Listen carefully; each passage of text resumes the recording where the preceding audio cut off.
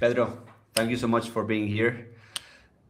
Before we continue the conversation that we've been having for the past half hour, Yeah. can you make a brief introduction about yourself, what what you do, and what got you to where you are right now? First of all, I want to thank you, Ivan, and thank to Esportian to be here. It's a pleasure for us to collaborate with you guys. So I'm here with full heart. And so I'm Pedro Almeida Couto. I'm the Director of Education and Scientific Research of the Portuguese Esports Federation. Um, and basically, I started working in esports while I was. So I had the idea when I was doing my PhD in Milan, and I went to a gaming cafe or esports cafe that I didn't know about because esports was like completely unknown to me. And then I saw some people playing League of Legends and people commentating on the game, which was unusual to me. I never saw anything like that.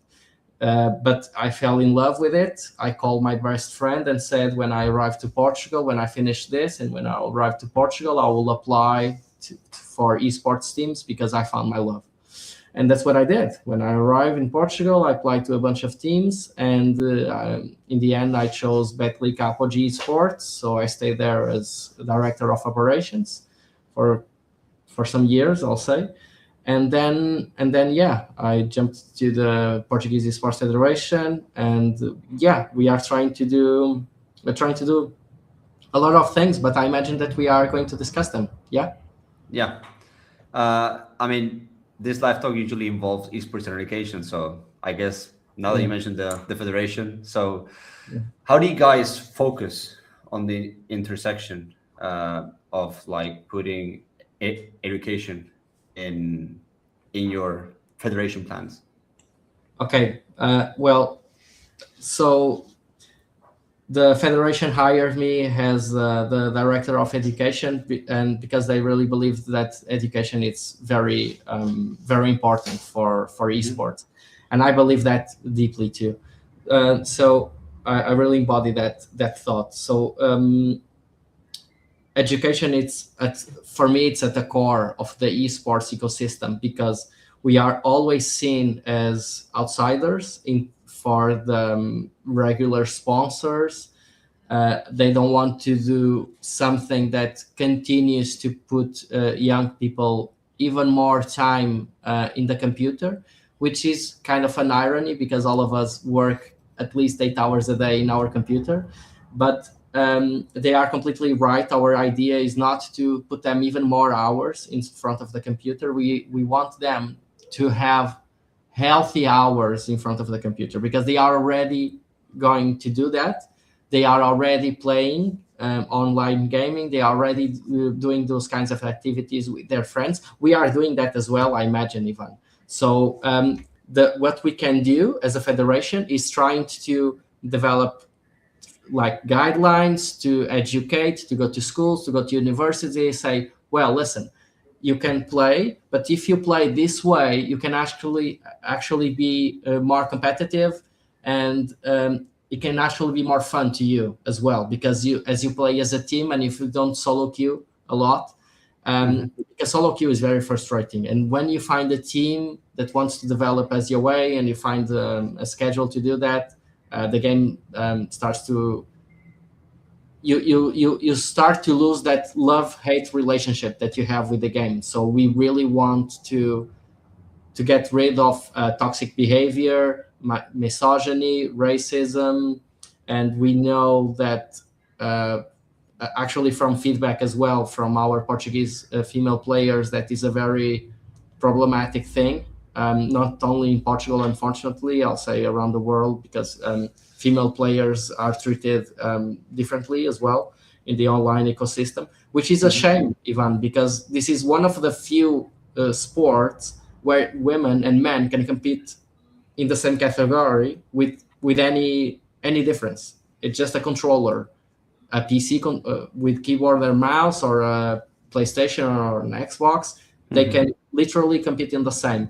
So that's also another thing that we are actively trying to battle. So yeah, I'll say that at least as far as the Portuguese Esports Federation goes, education is super important, and it's at the core of our existence. And Pedro, right now, like how's the education system embracing esports in Portugal? Yeah. Is there any high school leagues? Are high schools having esports as an extracurricular activity, or is there university league? Are university having a team, or like providing a space for students to have a team?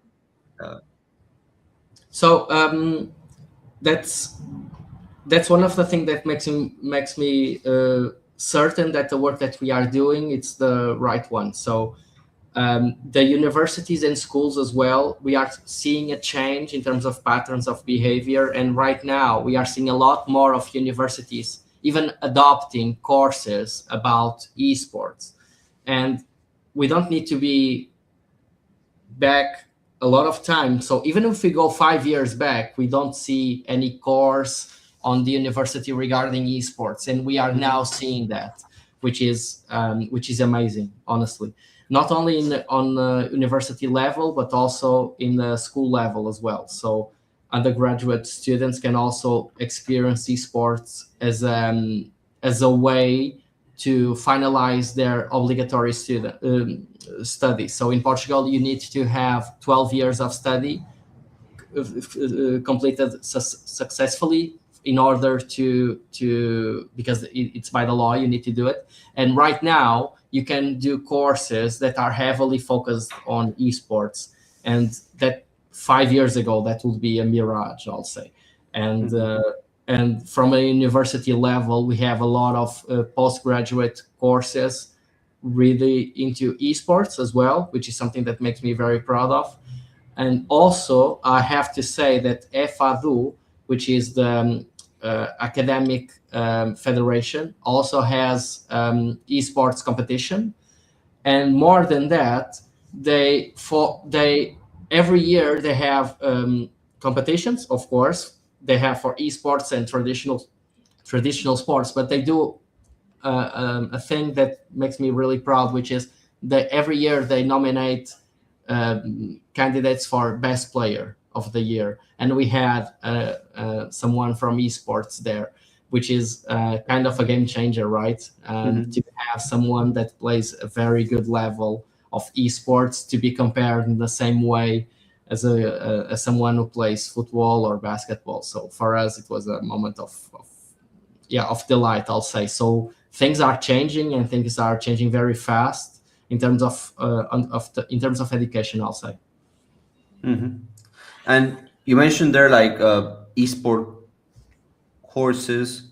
Like, what's in your opinion, being in the like doing your bachelor's, master's, PhD, like you are very deep into academics. Like, what is like in your opinion like the key factors to identify a good esport course, be a certificate, bachelor's or master's, for those that are interested?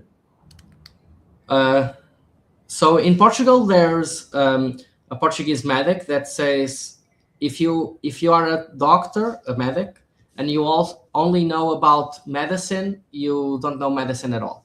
So I'll say that the same goes for esports. So if you only focus on the esports side, I don't think it's a very healthy course. You need to focus on a lot of things that are around of esports. So for example, maybe I can talk about that in the same way that we develop some courses. So basically, I can say this almost firsthand. So in February, I think we will launch the course of coaches and referees in Portugal from the Portuguese Esports Federation. And I was like very preoccupied in that I would not teach everyone things about esports only. So there's disciplines like psychology and of the young player, fundamentals of the specific training in esports, digital tools and competition platforms, health, ergonomy, and well-being in a digital context. So these are actual disciplines that we will have, and they are not like 100% focused on the esports side of it. So for to have a very good esports course, I'll say you need to go a little bit, you need to look from a bird's eye point of view, and to pick things for them to view esports as a healthy way of living and a healthy way of coping, not as something very specific, I'll say, as in other traditional sports. Because, for example, if you play football, there's a your body can only go as far. But if you are sitting down, you can be 12 hours, 14 hours playing Xbox or PlayStation, and you cannot do that by playing football. So there's a problem with addiction that we need to face, and we need to be very critical of. So when you see courses that are preoccupied with that, I'll say that's a very good course. Yeah, I mean, I'm seeing not much in Spain, but in other countries that they're teaching, from a grassroots levels from a young age on how to game, how to compete, how to behave, and all that. And I Yeah. think we've had it in traditional sports if you've done sports growing up, but I see sometimes many players, like many kids that grind it through, but like don't have those attributes, right?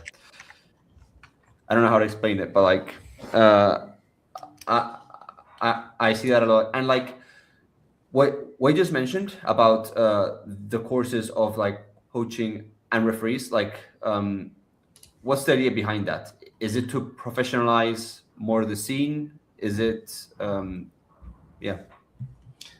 I'll say so. So Portugal is an example worthwhile in terms of coaches. I'll say not only in football but in other sports as well, and we are trying to replicate the success that other sports have by implementing the general idea that they have, Yeah. but in an esports way. So I can proudly say that I took a lot of inspiration from the Portuguese Football Federation, from the Portuguese Handball Federation, from the Portuguese Basketball Federation. So they already put a lot of work. They exist for quite some time. They are much more mature than we are. So I took a lot of inspiration and influence by them. But then I'll try to focus and understand what's specific about esports. And there are, but again, there's always things that you need to teach and do that are very not about esports per se, but the things that go around esports. But the main goal is to professionalize the scene, so Portugal could consolidate our achievements even higher. So, for example, in Riyadh, we achieved second place in the World Championship in Counter Strike, and third place in the masculine side, and on the female side we reach third place. And actually our female players have beaten the US team, which was a very strong one. They only lost against France, which eventually they won the World Championship. But yeah, we are very proud of the results that we are having, and we really want to push them, because we are a very small nation, right? So if not Madrid only, but Madrid and another small city are the same size, or in terms of population, that's Portugal. So we need to have a way to compete, for example, with Spain or England or Italy or Germany. And so we are trying to professionalize our coaches and our referees. And also, Ivan, we are trying to bring the experts from every esports to the cars. So Counter Strike, League of Legends, EAFC. We are really trying to build a strong team of teachers to so the best ones in terms of a Portuguese ecosystem. Yeah. So yeah, that our goal, yeah, is to take our coaches and our referees to the next level, I'll say. Yeah. And how do you make sure it doesn't continue like the Wild West? How do you make sure that they buy in, that they do this course, to have a certificate that they completed this course and they're ready, prepared to work as a coach or referee? Because nowadays, what I see a lot, not in every country, but in most countries, is like, yeah, I'm a coach because yeah, I've been a player. I I coached a bit, so I consider myself a coach. Same with referee or agent. Like, hey, I'm an agent, and there's a bunch of like Yeah. agents around, and then there's this malpractices because they don't have a foundation of how to be an agent. So how do you get them to buy in? That's a very good question. So the if I I don't know if you how familiar are you with the football reality, but I mean, football is one of the most watched. Also, I think it's the most watched sports in the whole world. And even so, agents have a lot of power, and agents still work in the on loose ends, I'll say. And fans are not very. I'll say generally they are not very happy about them. They are very important to the ecosystem because they brought a lot of so they took off a lot of load from the players, so players could only focus on the game. But if with football is that difficult, with esports, of course, it's much more. But the thing is, I think that a young coach would love to be taught or to be taught by the best ones in the scene. So of course we had a concern, and our worries were 100% with the program. But I think it's more appealing for a young coach that is coming up. He was a player, and now he looks up to these tier one professionals in the Portuguese scene that they are also superstars in the global stage, to be their teachers. So they can also develop some networking as well regarding that. So I think our goal, our objective will be to have a very strong set of teachers that can really pass good ideas to our new coaches, the coaches of the future, I'll say. And so the, we have a waiting list already, even without the coach, the teachers to be announced.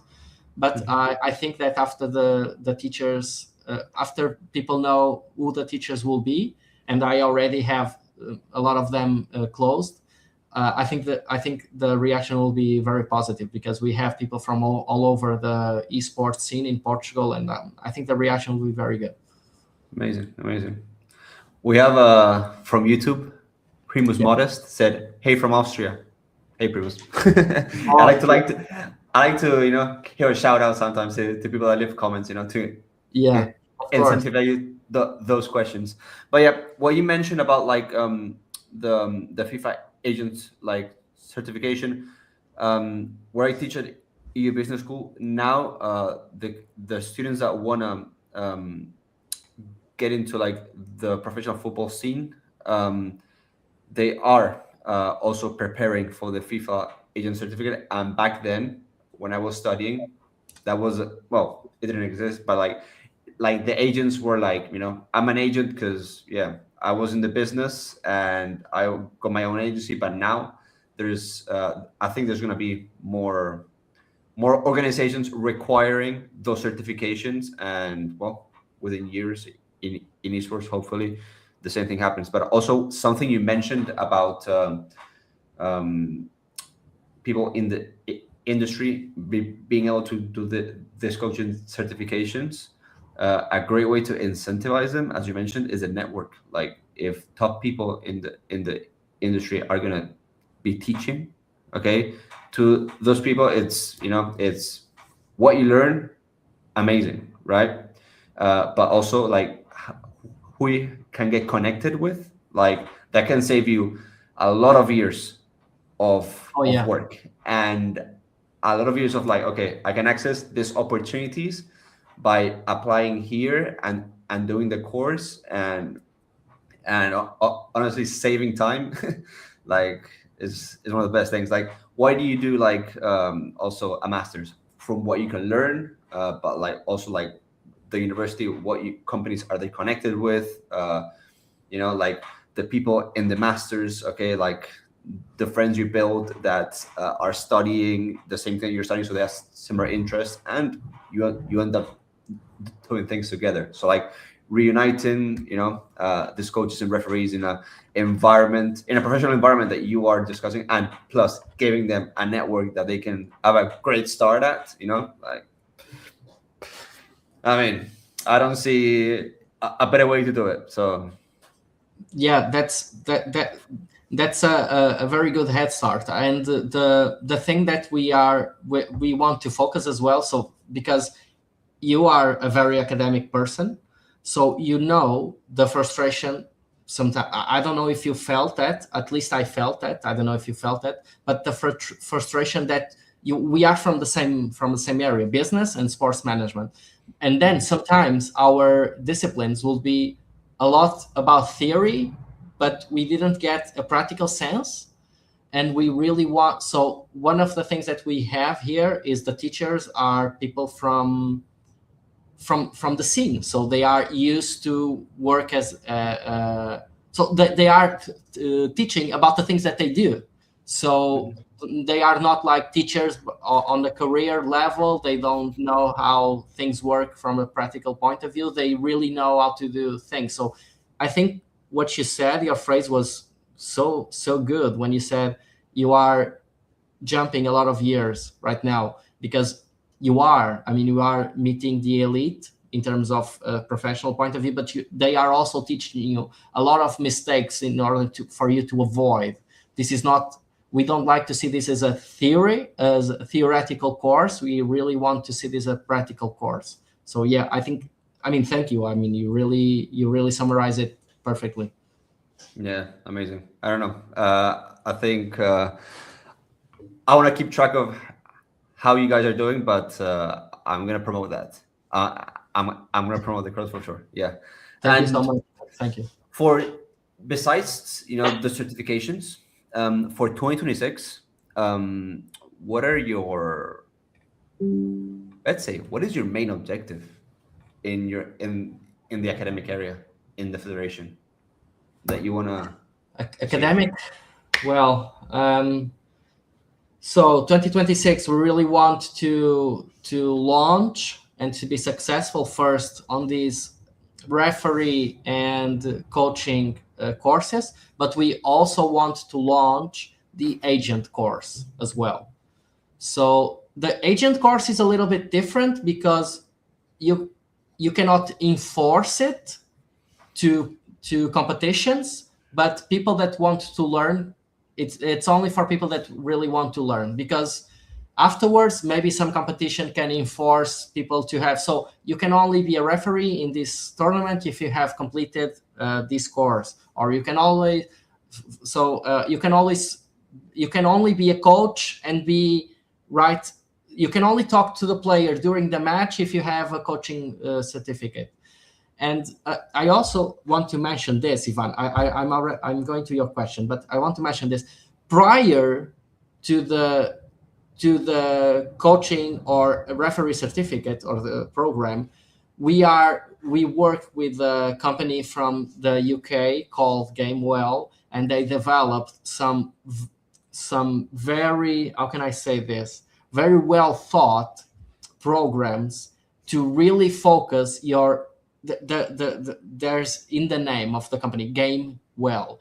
so for you to look at gaming from a healthy point of view, so for you to include your parents while gaming as well, for your parents to understand what you are doing. There's a lot of dynamics between the student and his parents or her parents. And so there's also this mandatory one, because we really believe that education is very important for us.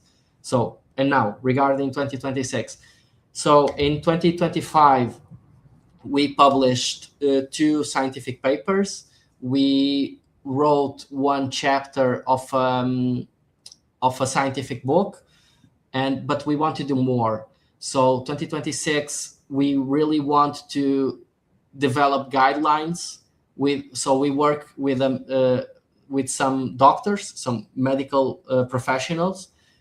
We also work with psychologists and nutritionists. We also want to really develop guidelines to be on our website and to be on social media, so people can scroll and when they see a Portuguese Esports Federation reel, can be our doctor talking about ergonomics, or talking about how can you play healthy, how can you keep your eyes a little bit better after long sessions of practicing. And we are all so that's our goal. And one study in particular that I'm very proud of is a study that we published, and comparing our top players from Call of Duty and Rocket League to top level players in the football scene from the Portuguese point of view. I don't know if you know this. I don't know if you follow football, but João Félix, Nelson Semedo, Rui Patrício, Ruben Neves, so top level, so national level players from Portuguese football. We compare them to, so because they did the same test. So basically we brought an iPad for our Call of Duty and Rocket League players, and they needed to have some kind of interaction with an iPad. I was there. Mm-hmm. And then we brought the same challenges to these top level players. So, and we compared the results, and what we found is that the top level players from football are still ahead in some areas regarding tracking of multiple objects, for example. But it's a gap that we think it will diminish as the level of the esports player will become higher. And I think, this is only a theory, we need to back this up scientifically, of course. But if we tested this with Counter-Strike players from Portugal, which the level is a little bit higher, I'll think that our Counter-Strike players will surpass the top tier A players from football. But yeah, so 2026, more scientific papers, more books, guidelines on the website and on our social media. And bring the doctors, the nutritionists, the psychologists to the clubs. So that's our thing. Amazing, and I believe is the way to go. Why? Because basically, like from theory to like actual evidence, in order for esports to professionalize, build those frameworks. Okay, like if universities can be like involved in esports research, like the industry is gonna advance very well. And when you mentioned that research paper, it made me realize like Seth Jenny, like the paper they published for the International Esports Federation about like esports and AI, like a framework, regulations. I mean, that's a great way to advance in the industry. And like, people like yourself and other academics, I mean, we have to continue to push forward, and for university to start seeing the value of it, and yeah. So yeah, they are starting. Amazing. Yeah, amazing. At least in Portugal. I don't know. I was in Spain or other countries that esports might be working, but at least in Portugal, we are working with a lot. So right now we have a problem, which is we have too much schools to work with right now. So we are trying to cut in terms of, because we cannot help them all.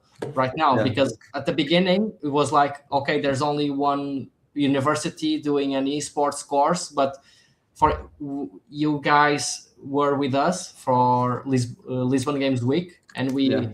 it was a pleasure for us to have you there with us. Mhm. And I don't know, your colleagues were there, and they saw that every day we have a different university at our place.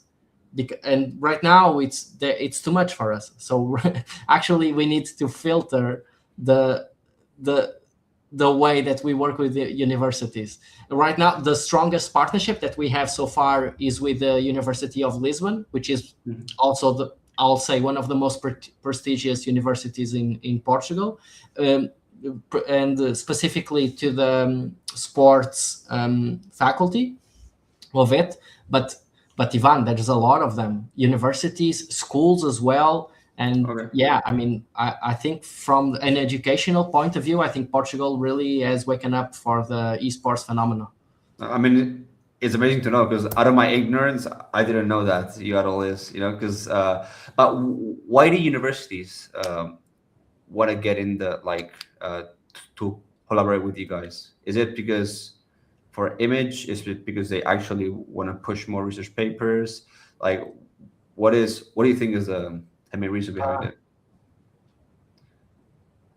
I'll say visibility to the Visibility? community. I'll say Yeah. visibility to the community and the sense of recognition, I'll say.